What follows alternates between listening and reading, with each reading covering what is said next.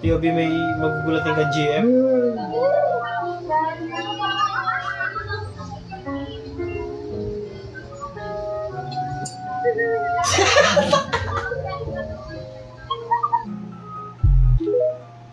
May ginigdid siya. Lapit ng boy. Visit.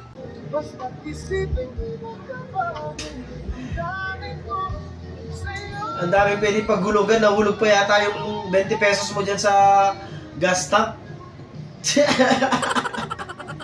Sayang yun, no? Wow, ha?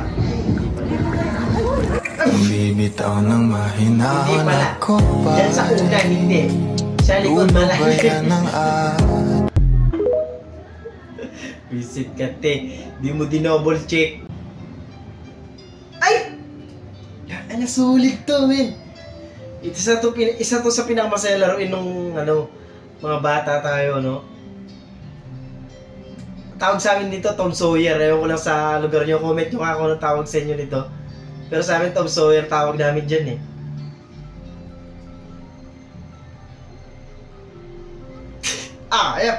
Ayan, pag nalaglag dyan sila, taya sila, eh. Boom!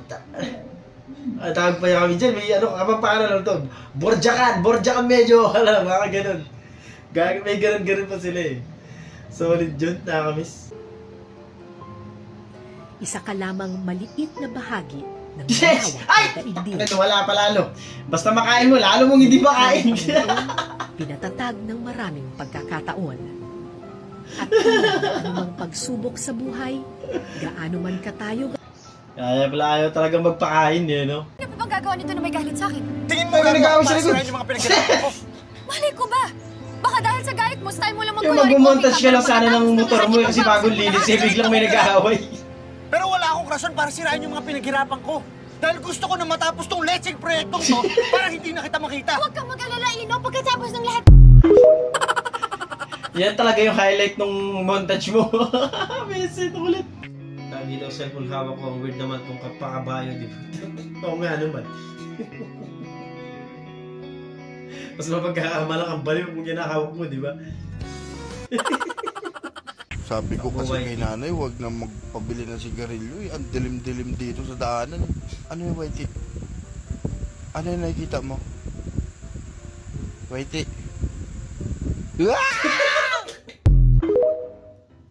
Hindi na kapag tumakbo, boy.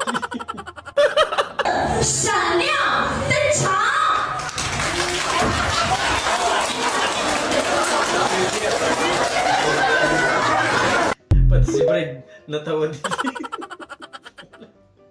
Visit. Isa ka lamang maliit na bahagi ng malawak na daigdig. Kuha pa sa camera. Gusto mo lang mag-my day, eh, no?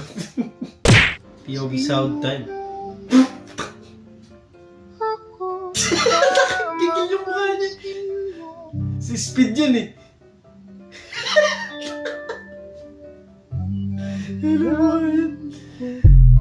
Gigil sa sahod, eh. Tagal daw kasi ng bigayan. Dem, mayaman na siguro kayo ngayon kasi vlogger na.